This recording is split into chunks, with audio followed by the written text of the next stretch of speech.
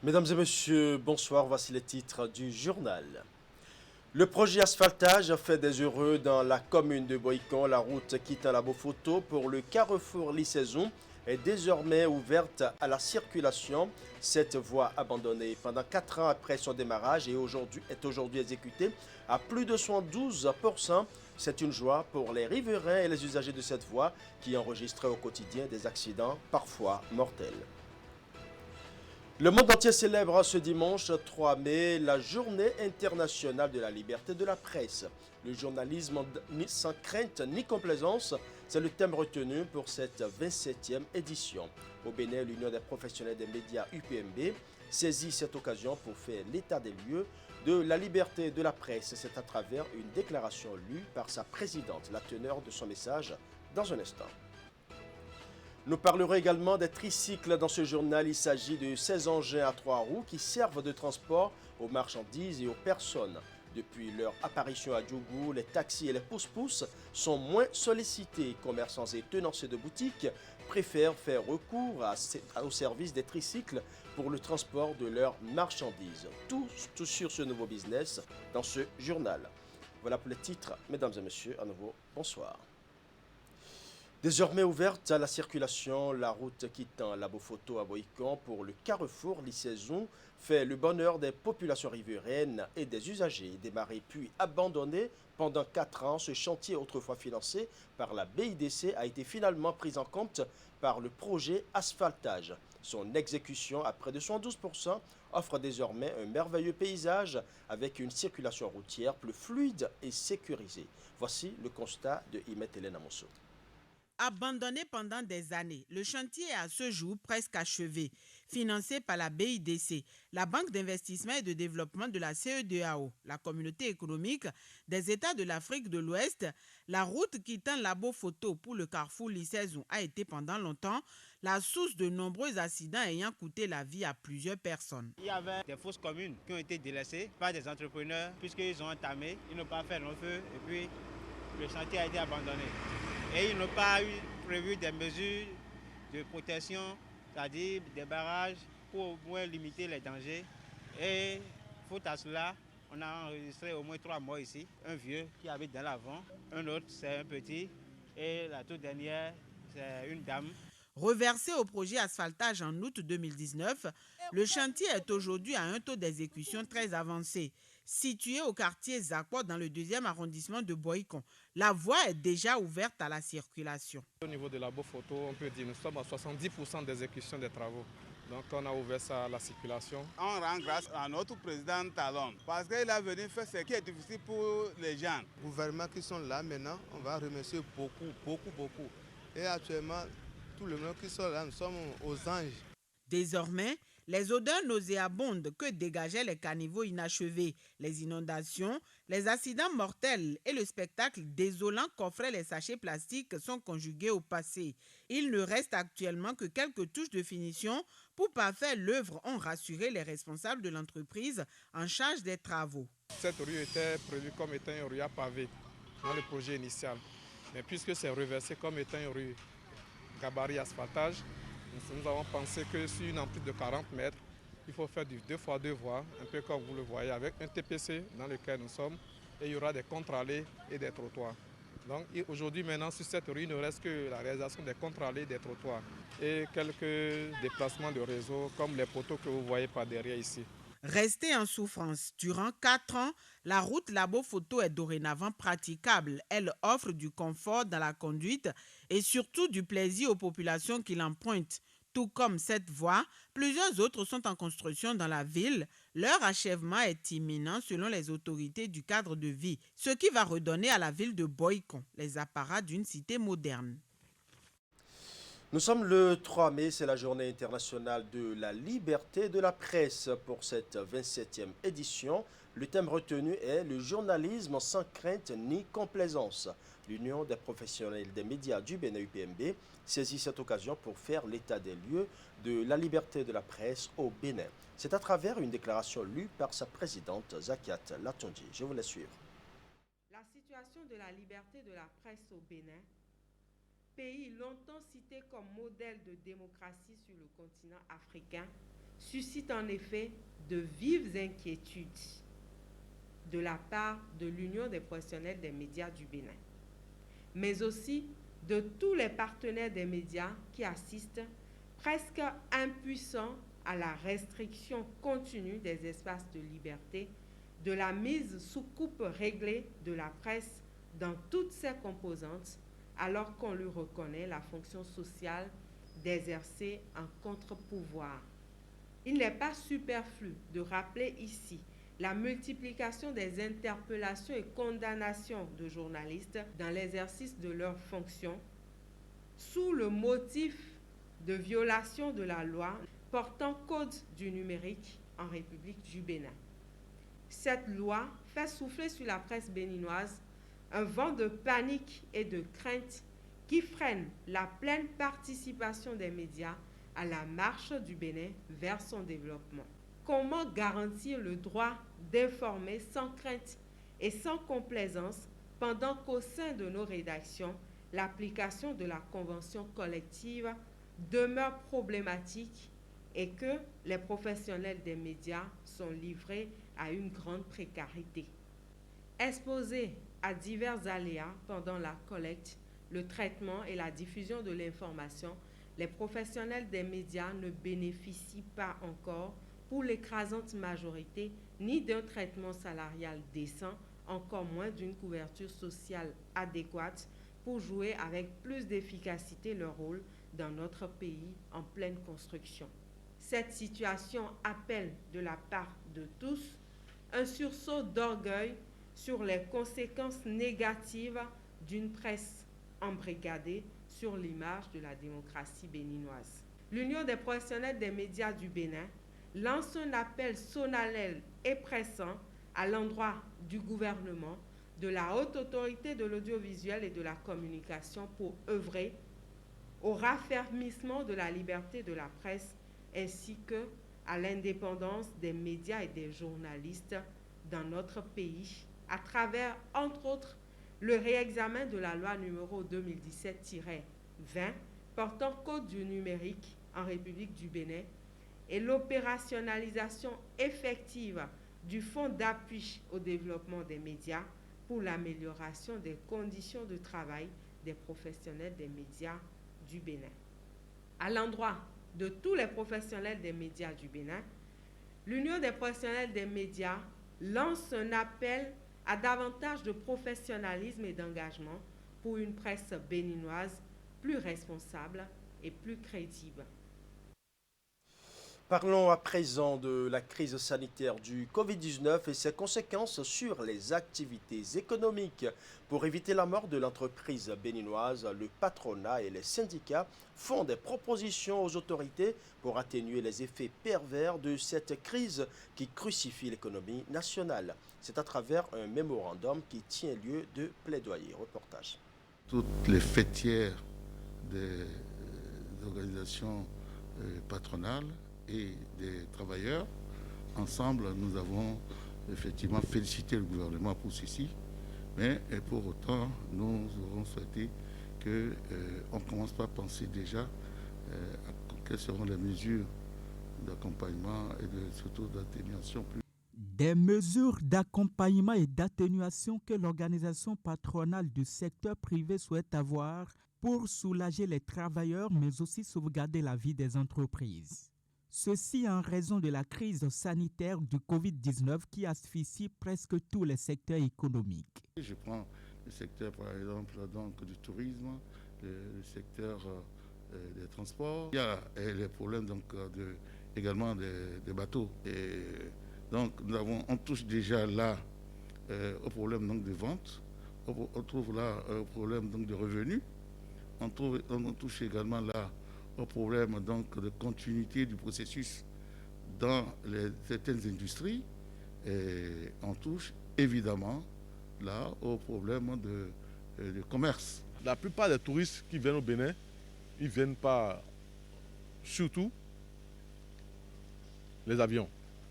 Aujourd'hui maintenant, l'aéroport est plus ou moins à l'arrêt. Donc par conséquent, nos activités sont à l'arrêt.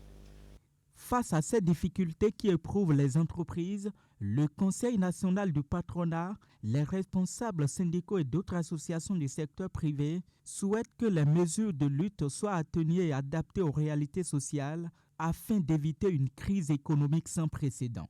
Là où nous en sommes aujourd'hui, c'est-à-dire que nous souscrivons totalement aux mesures barrières du gouvernement, mais c'est savoir comment nous pouvons l'atténuer tout en respectant totalement donc, ces mesures. La deuxième partie de notre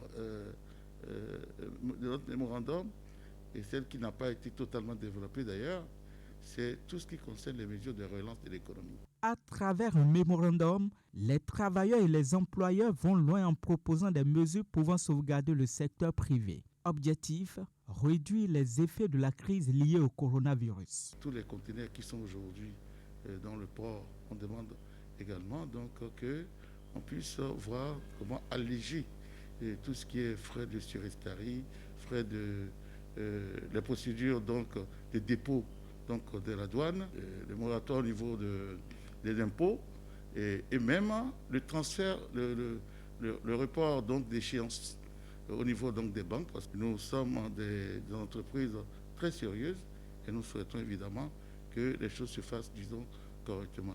Et je pense que très rapidement maintenant, en ce qui concerne le secteur des agences de voyage, de l'aéroport, des hôtels et des guides touristiques et artistes plasticiens, je pense que ce sera pris en compte.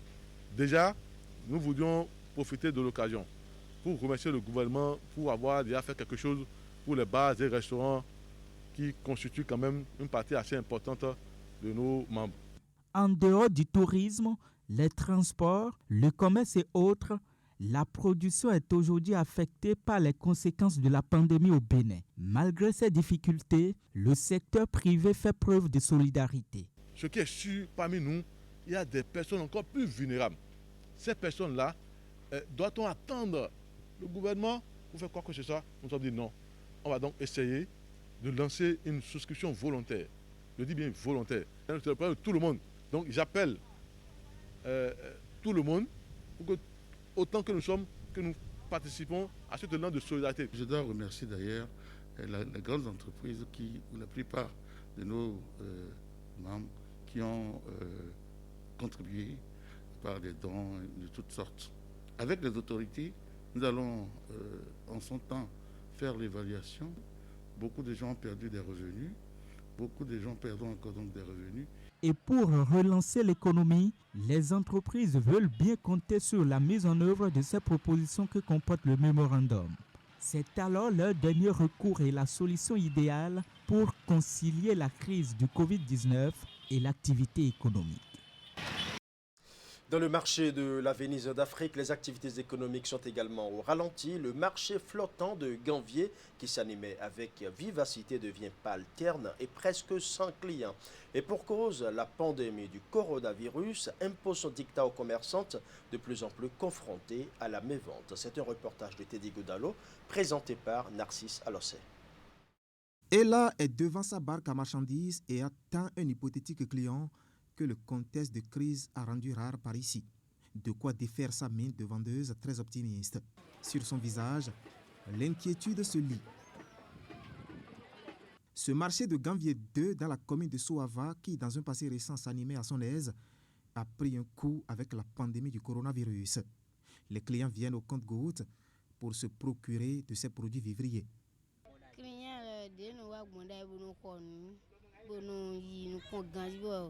Les clients se font rares.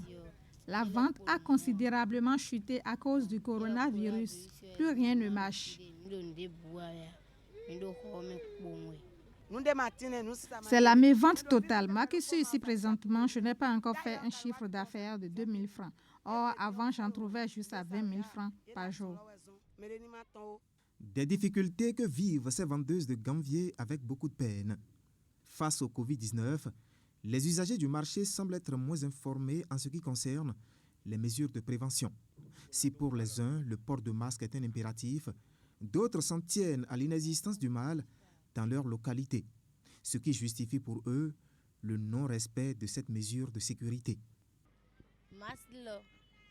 Les gens disent que le masque est porteur de la maladie, ce qui nous inquiète. C'est pourquoi tout le monde ne le porte pas. Mais nous allons respecter les consignes du gouvernement. Nous ne sommes pas obligés de porter permanemment le masque. Ce mal n'existe pas dans notre localité. C'est pourquoi nous ne respectons pas cette mesure. Nous nous lavons régulièrement les mains avec de l'eau et du savon. Malgré ça, rien ne va. Le respect de la distance d'1 mètre constitue pour ces populations et donc pour les usagers des marchés un obstacle pour leur approvisionnement. Les conducteurs des barques sont appelés à prendre à leur bord au plus 3 personnes. Un manque à gagner pour commerçantes et piroguiers. Nous sommes actuellement à Ganvié. Nous n'avons pas la possibilité d'aller à Cotonou, par exemple. Les piroguiers nous disent qu'ils ne peuvent que prendre 3 personnes dans leur bac à cause des mesures prescrites par les autorités sanitaires.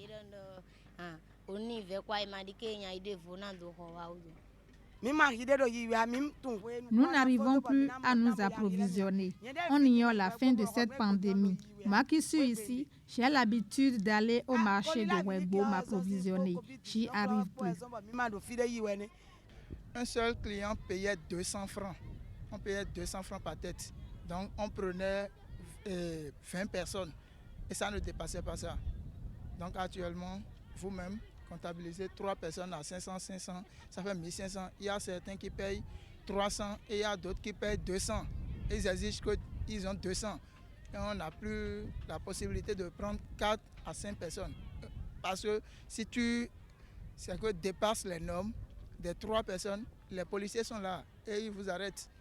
Les policiers en question sont souvent en patrouille ici, à l'embarcadère d'Abomey-Calavi, pour décourager les conducteurs indélicats. Malheureusement, l'objectif de notre caméra n'a pu appréhender ces hommes en uniforme dans leur mission. Nous allons à présent nous intéresser à une boisson que la nature offre gracieusement aux humains, l'eau de coco.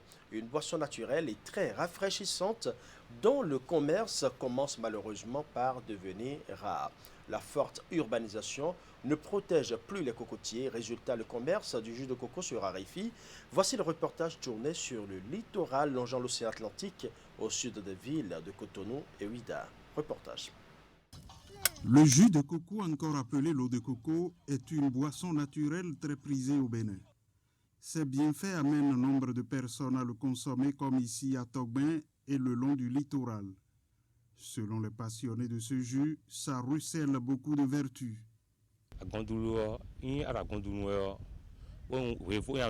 La consommation de l'eau de coco aide à combattre le paludisme et à diminuer ses effets.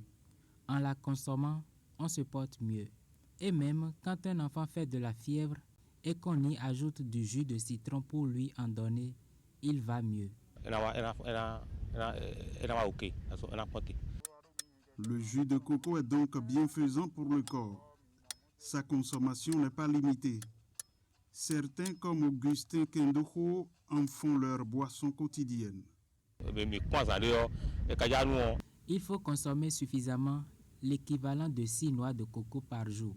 Cela évacue tout ce qu'on traîne comme déchets dans le corps. La vente de l'eau de coco diminue de jour en jour dans certaines régions du Bénin, particulièrement le long de l'océan Atlantique comme ici à Rio, à Vlekete, Togben. Nombre de personnes attribuent cela à la construction de la route des pêches.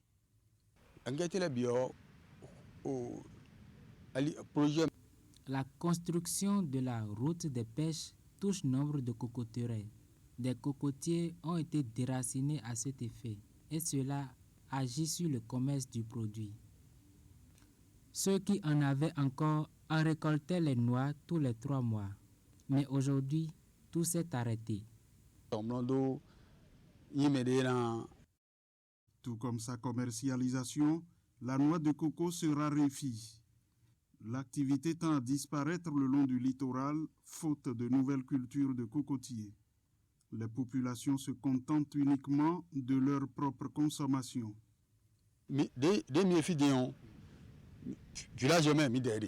Nous, on en trouve à cueillir souvent puisque nous sommes de la zone. Ceci pour nous désaltérer. Selon les nutritionnistes, l'eau de coco est riche en vitamines et minéraux. Elle contient aussi, entre autres, du calcium, du potassium, du fer pour maintenir la santé. Nous irons à présent à Djougou, dans le département de la Donga, pour parler des tricycles, ces engins à 3 roues qui servent de transport aux marchandises et aux personnes. Depuis leur apparition à Djougou, ils sont fréquemment sollicités par les populations au détriment des portefeuilles, des pousse-pousse et des taxis. Voici le constat de Alassane Harouna. On les retrouve de plus en plus en circulation dans la ville de Djougou, aussi bien dans le transport des marchandises que celui des passagers. Communément appelé ici Bagadjaga, aux 3 pieds, les motos tricycles ont depuis leur avènement révolutionné le secteur des transports à Djougou. Avec le tricycle là, par jour là, je peux gagner quelque chose de 20 000. Avec le tricycle, Inch'Allah, maintenant, même celui qui a le véhicule là, il ne m'atteint pas. Avec l'économie que je vois dans le tricycle là. Ça veut dire le tricycle là, ça donne maintenant plus que le véhicule même.